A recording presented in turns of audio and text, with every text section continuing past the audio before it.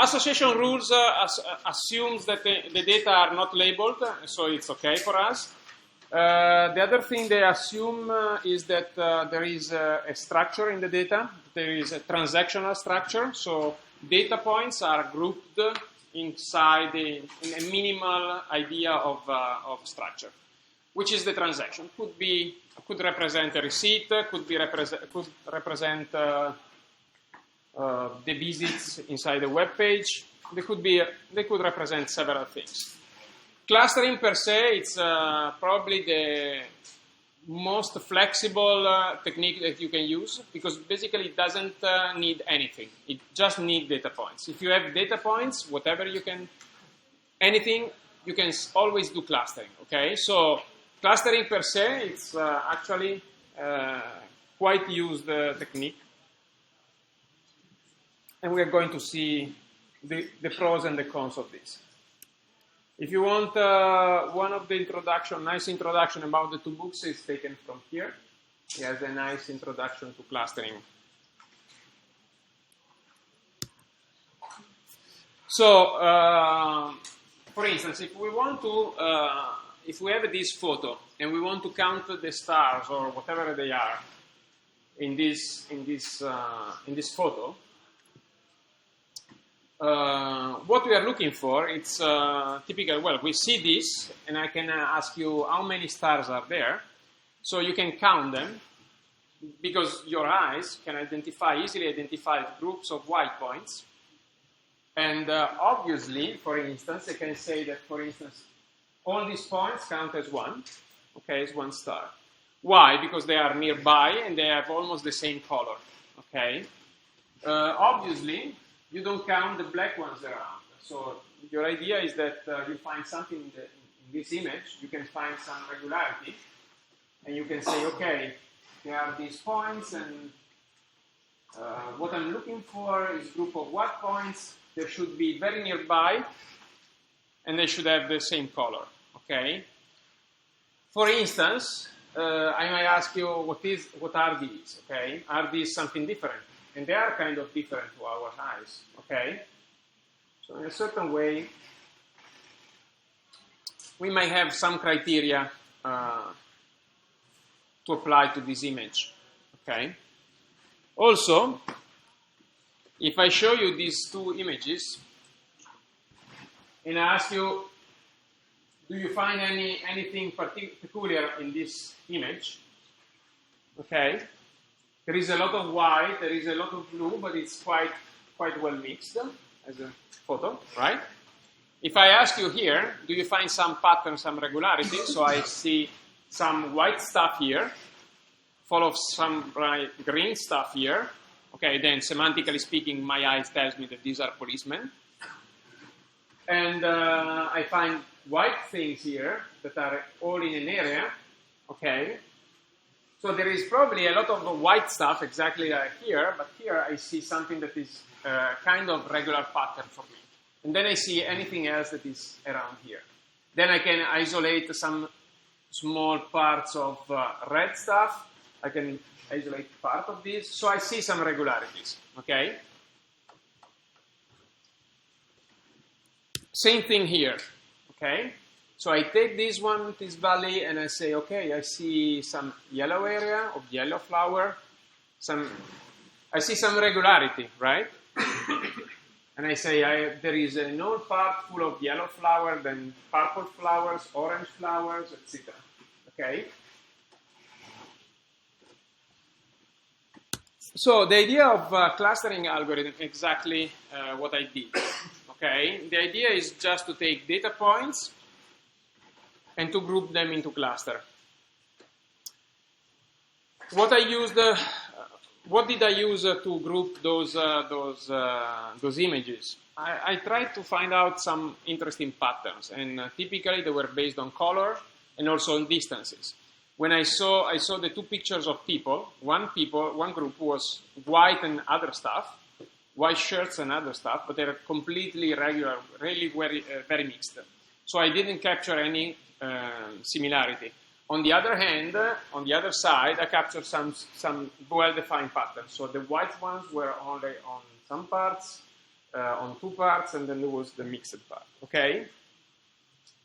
Now, what I'm looking for into clustering is a distance measure that basically tells me if two data points are similar.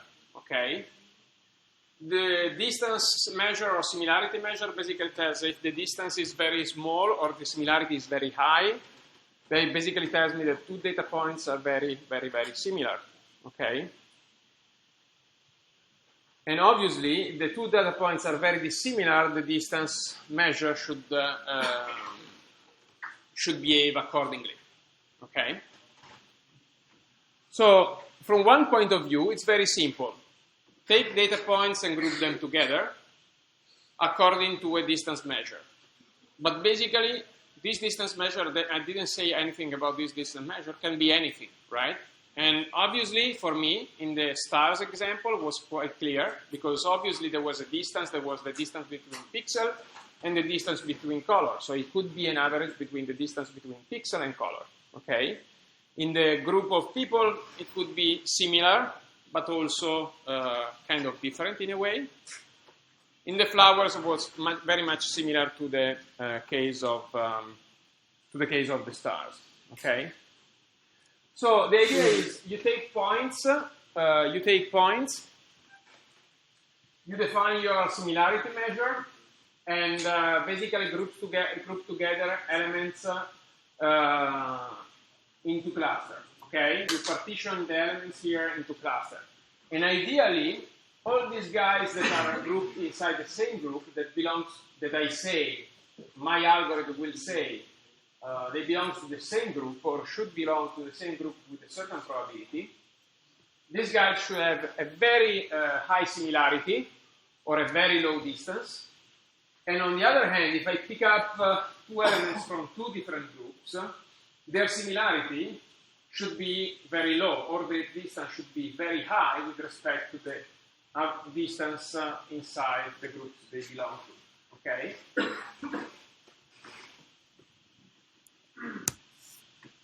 So when you say clustering, the clustering is a process of computing clusters, and clusters are a collection of data objects.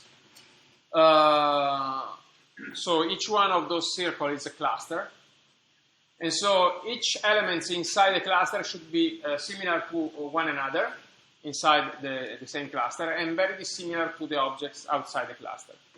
Okay. So the cluster analysis, like association rule mining, is basically take the points, apply an algorithm, and find out those groups.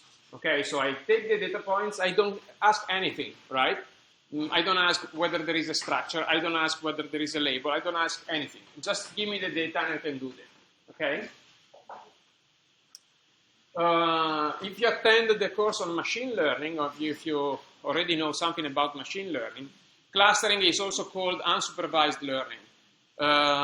It's basically learning from objects that have not been labeled by a supervisor, so you don't have any guidance.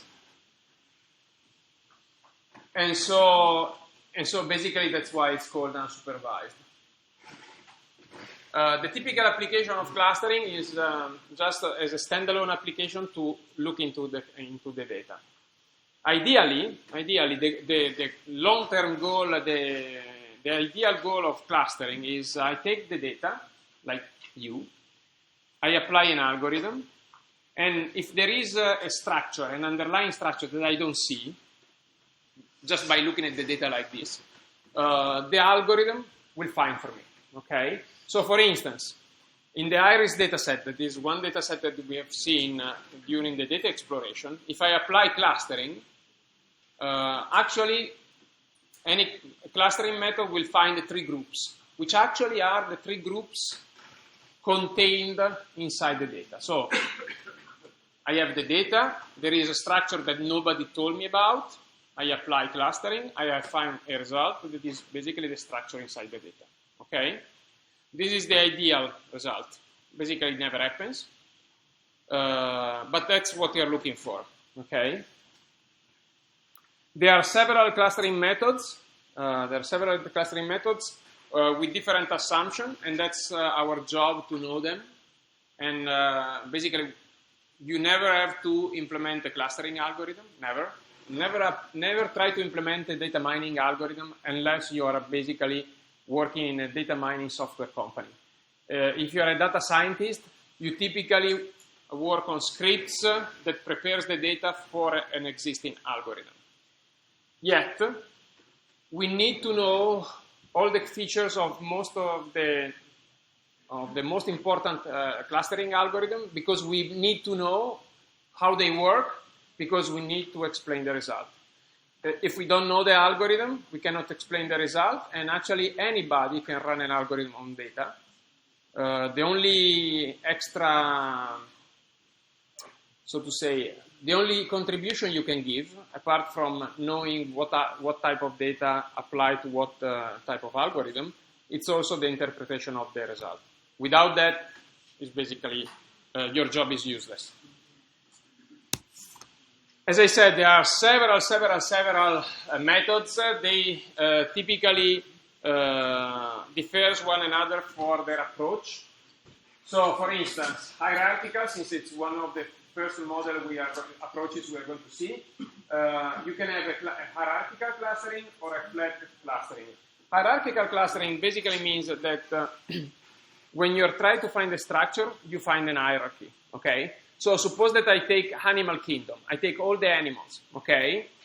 There is a structure inside the entire world of animals. I can use the classification of animals in mammals and other elements, and I can build this hierarchy, okay? Technically speaking, hierarchical clustering tries to find this structure in a term of hierarchy. And we've seen this, if you remember this, we have seen this in the data exploration when I showed the heat map, and there were the weird stuff at the beginning, weird stuff on the side, okay? That was hierarchical clustering. It can be top-down or bottom-up. I can suppose that I need to cluster you, okay? I can start to cluster and ask, for instance, where is Marco Arnaboldi? There is no Marco Arnaboldi today, so no audio registration, recording. Hopefully will work. So, by that I take him. Can you stand up? Don't worry, yes. Come here. So, suppose that I want to cluster you. So, one bottom-down approach is to take him and take the next, look around and find me, the next person that you think it's more similar to him physically. Look around. Raise your hand when you find it.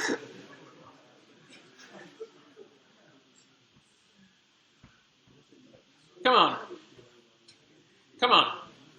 Nobody similar to him? Once upon a time, I came out in a class when there was one sosia, one guy that was exactly dressed like me that day. Was perfect. Nobody? Nobody found nobody? Okay, you said that these two guys are similar. Meet Alberto, meet Carlo, meet Jerry. You can thank him later personally. The question is, why did you say they were similar? Basically because of the way they address it.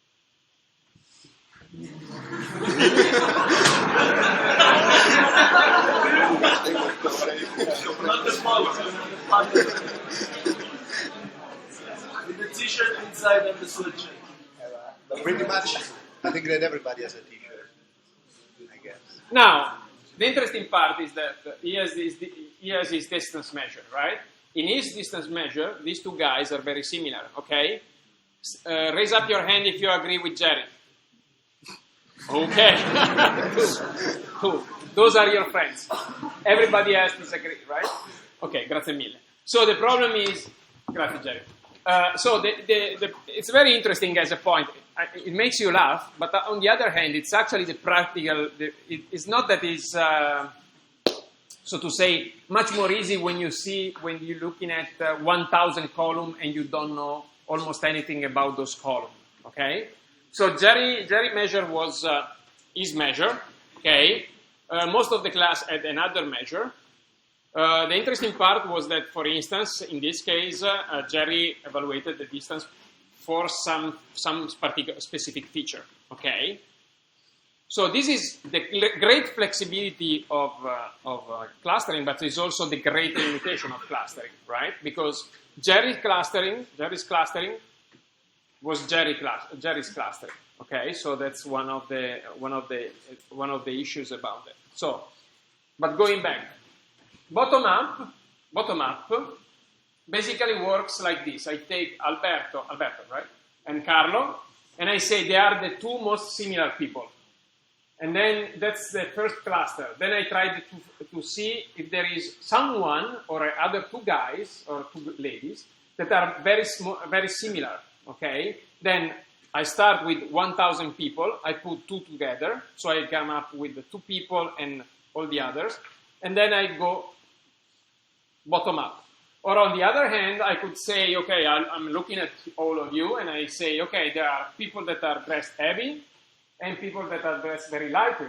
Okay, that's my criteria from here. And so top down, I split the class in two elements, because that's for me, for my measure, that's the biggest difference I see. Or long hair, short hair, or whatever else it could be, glasses, no glasses. I take some features, I split the class in two, so I start with a full group, I split in two, and I go down. So that's bottom up and top down. Exclusive versus overlapping. I can have a clustering that says, I'm a good customer, I am a good Apple customer, right? And that's it. But on the other hand, I'm also a very good, for instance, Windows Phone customer, because I have 3 Windows Phone, okay? So the point here is that I am a good customer. So exclusive says every item belongs to a cluster and that's it. Overlapping, they say one can belong to a cluster with a certain probability. Okay, so you might have some overlap. Okay, and in this case, any element can belong to one or more clusters. Okay. As I said, the applications are many, because think about this. You can always apply clustering. Obviously, in any case, you can apply clustering. So it's actually very, very easy. So there are huge amount of applications. So for SLUNG, I could be, are there any interesting groups inside my customer that I can infer from the data and not from the marketing experts? And that's, I can take, for instance, a photo from Google Map or the stars, and try to find out all the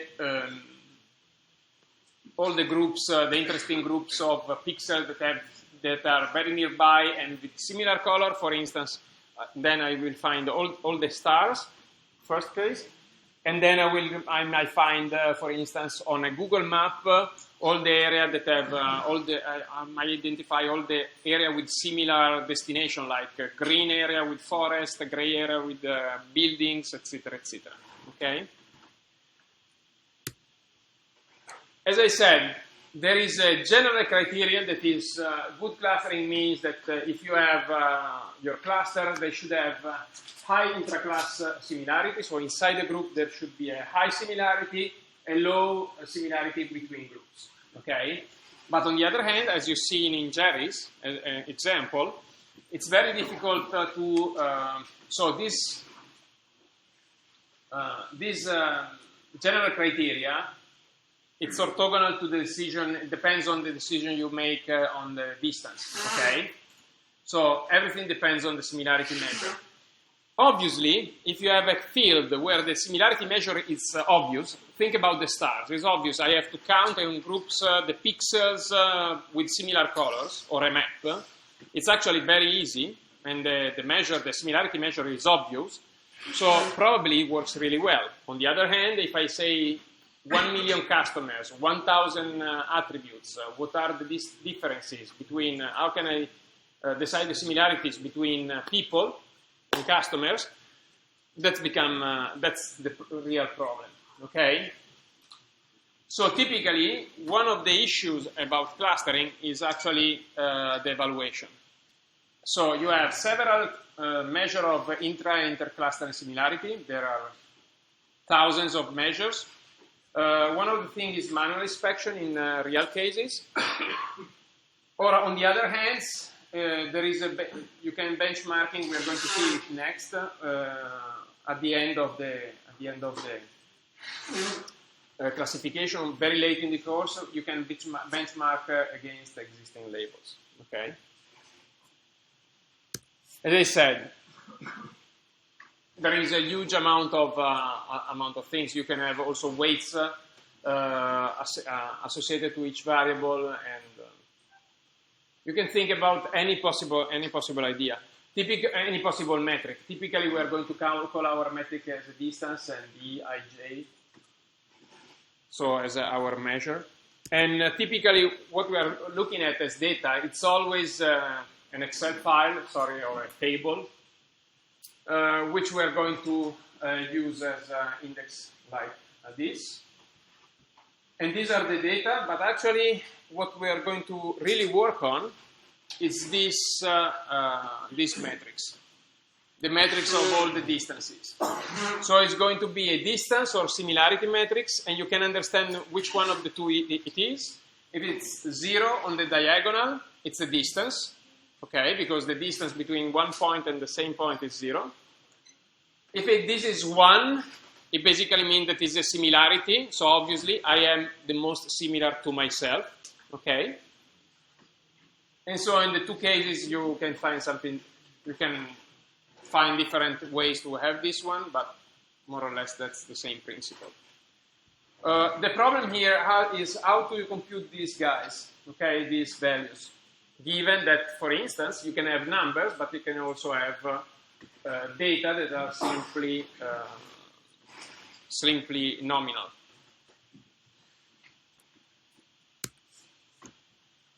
So there are typical measures that you can actually have. So for variables that are the typical ones and standard ones, you basically have some typical out of the box distance measure.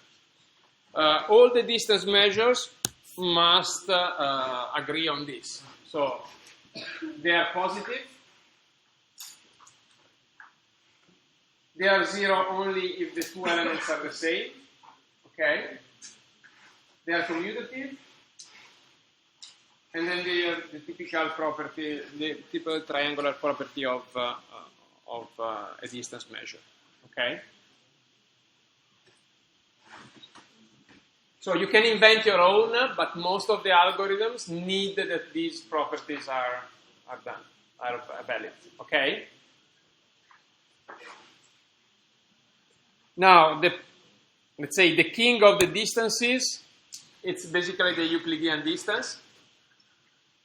So the Euclidean distance between 2 points, 2 data points, is basically the sum of the squares under square root, which is, or otherwise, the Manhattan distance, that is the sum of the absolute values of the distances. And these two cases are a special case of the L norm, okay, where R is this parameters here. So with R is equal to 1, you get the Manhattan distance. R is equal to 2, you get the Euclidean distance. And with L, that is R, that is infinite, then you get this idea. So the distance between two elements is basically the maximum distance of the single variables.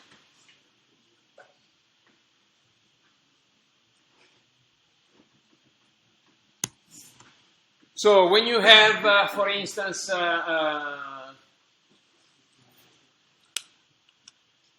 when you have distances between binary variables, you can have. And so you have two items, okay? And so suppose that, well, think about them as binary attributes. So you have just a 0, 1, 0, 1, 0, 1, 0, 1, okay? So your distance is 1 minus this function, that is the similarity, which is basically the percentage of identical binary values. Okay? So suppose that you have two sequences. Well, two sequences of 1 and zeros, so you're basically counting all the ones, and then you say what are the ones that appear both here and here. Okay, so this is your similarity, and the distance, you define the distance as 1 minus the similarity. Okay.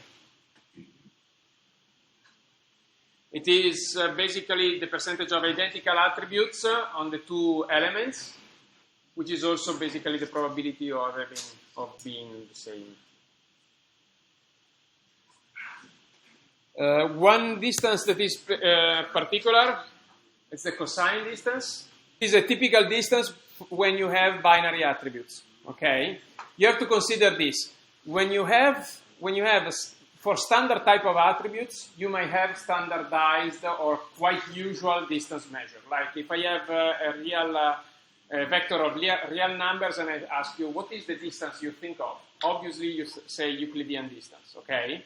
If you know something about Manhattan distance, maybe you have Manhattan distance, okay? Any question about this? Go. I just wanted to know the percentage of identical attributes is Jaccard distance or similarity? It's Jaccard distance. No, it's similarity. And then Jaccard distance is one. Yeah, no, Jaccard distance is similarity. But then you define your distance as 1 minus Jaccard similarity. The percentage of identical attributes?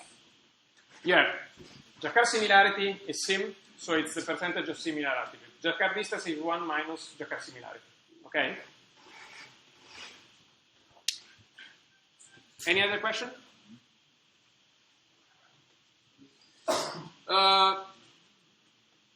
Did somebody make the recommender system exam with Cremonesi? Are you using this distance? Okay, some parts they did with two Cremonesi. One Cremonesi is in one space, temporal space, and the other one is another space, temporal space. Because this one is a typical distance in the recommender system. Okay. Because if you read in one of the two books, I think it's MMDS, Massive Mining of Datasets. Mining of Massive Datasets. So mining of massive datasets, there is a chapter on recommender systems, and basically they are using this distance that it was introduced during clustering. It's actually, because in a way it's a kind of probability that we are together, something like this. It's also used for matching words. There are a lot of application of these measures.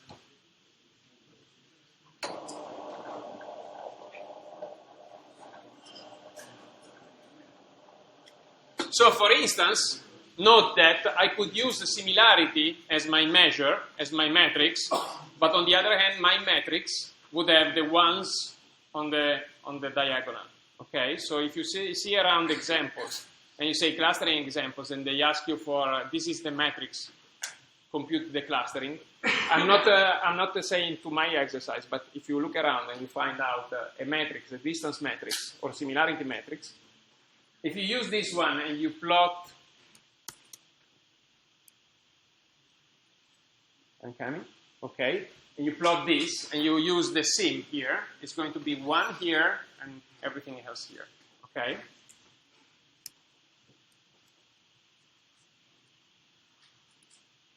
So we said Jaccard distance, cosine distance is basically given two elements.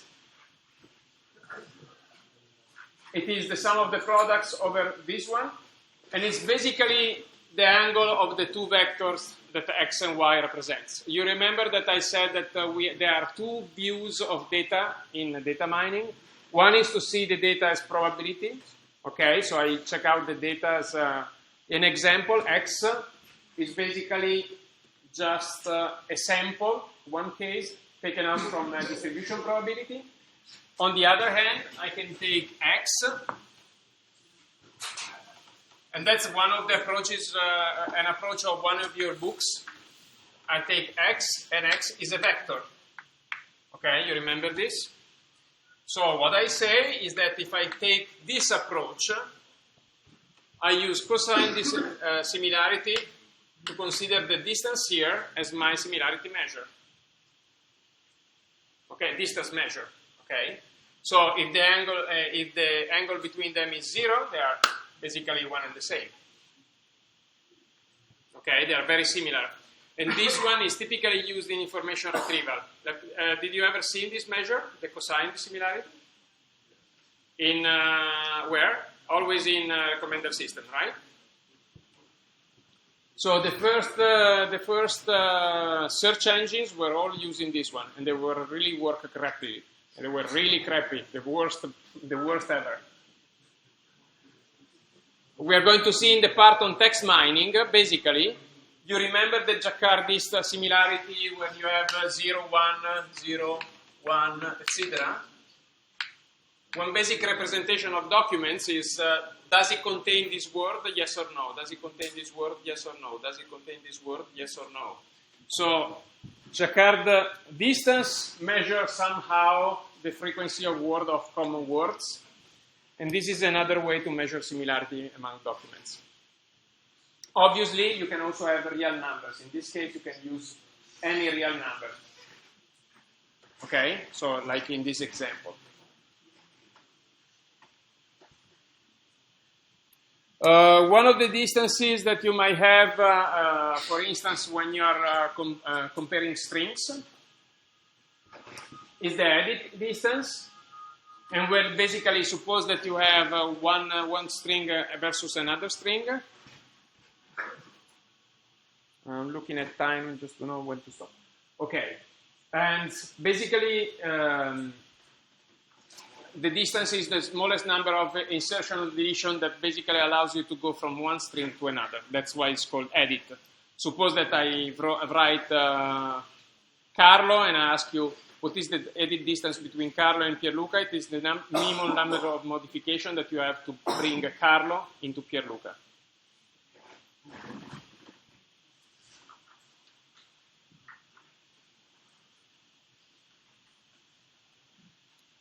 Another very well-known distance is the Hamming distance. So if you have n variables, and n variables, like suppose nominal attributes, okay, like me and other people. So we have green as a color of jumper and whatever. So we have nominal attributes, or obviously 1 and 0. So we can say that the distance is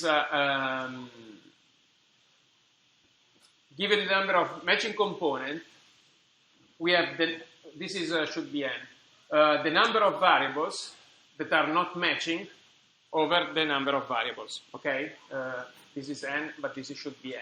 Sorry. So between this one and this one here, I have 5, it is 5, and the number of matching variable is 1 and 1, 2.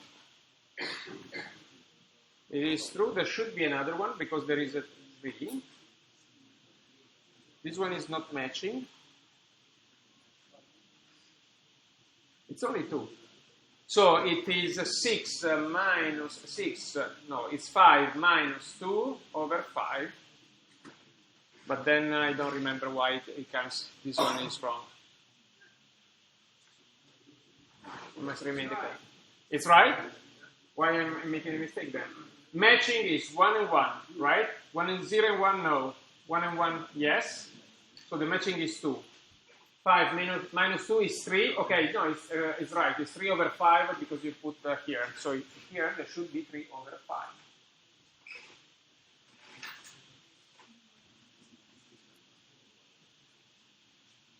And I'm going to put it right now so that I can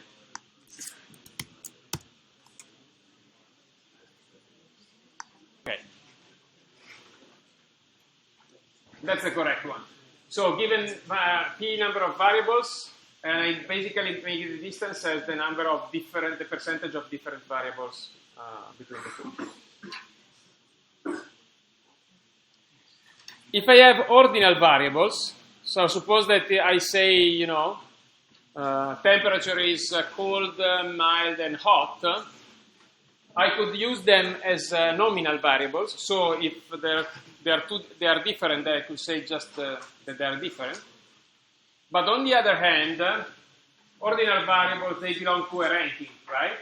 So the typical ordinal variables could be the placement that you had inside the class. So you came first, the best in the class, second, third, fourth, etc., etc.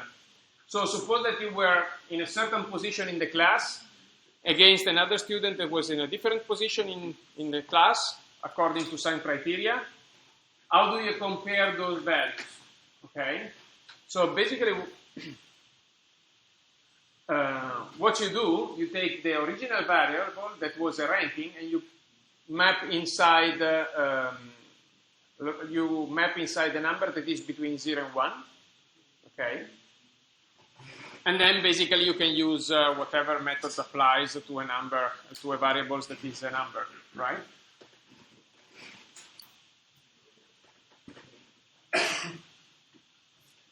As I said, these are very simple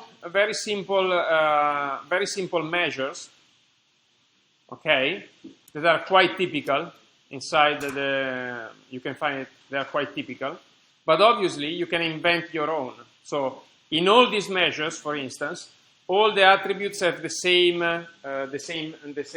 weight, okay, you can add weight. Or suppose that you want to use, for part of your data, you can use this distance plus another distance, like Jacquard distance, for instance. You can do it. You can actually invent your own. So what are the features that people are looking at when they are looking at the clustering algorithm? Well, first of all, you need to, and that's one of the major problems, you need to be able to deal with the high dimensionality of data.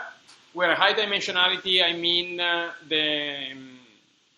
very high number of variables involved. One of the things is that you must be insensitive to the order of input records, which is quite obvious. But for instance, did somebody ever use the self-organizing maps of neural networks, for instance? Some? No. But for instance, if you use some clustering methods based on neural networks or stuff like this, neural networks are sensitive to the order, for instance. You should be able to deal with the different types of attributes. We are going to see that some of the algorithms are more have this ability, are very good at this. One of the things is scalability. And there is nothing that is most, well, probably I put it first. I put it first because actually right now it's the most important feature. Some of the algorithms we are going to see, they cannot be used with a huge amount of data. Okay? Think about this. If you have 1 million records, okay, any algorithm that asks you to compute the distance matrix inside in memory and to have it in memory cannot be applied anyway. Okay? So for instance, some measure that I have that request cannot be really applied. So it would be nice to have interpretable result. And well, you should be able to deal with noise and error layers, and different algorithms do it differently.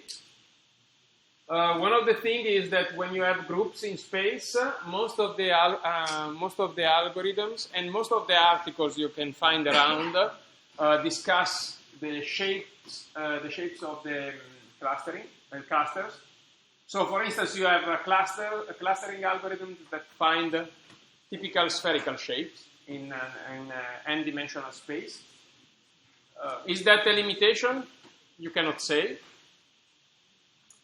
Can you handle dynamic data? Do you have to have all the data at once, and you just do it once, or you can deal with the incoming data, for instance? So these are several features that we are going to analyze each one of them.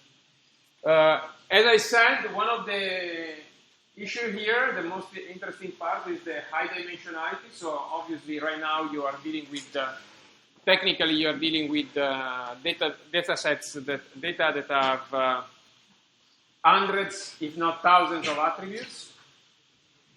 But the problem is this. So if you consider a set of data points in a very high dimensions, like say 10,000 variables, so 10,000 columns, almost all pairs of points are equally far away from one another. Okay. So and almost two vectors and almost any two vectors you take are almost orthogonal. This is what is called the curse of dimensionality. So the problem is that if distance for you is the most important criteria to group data, and you are working with thousands and thousands of attributes, technically speaking, most of these, if you take 2 points and you compute the distance at random and you make the average, basically almost all pairs of points are equally far away from one another. Okay, so that's why it's difficult to make clustering in high dimensions, with high dimensions. Okay? Any question about this? As I said, there are several other measures. These are the measures that your book cites, and they are the principal ones. We are going to see some of them when we are going to use it. Okay?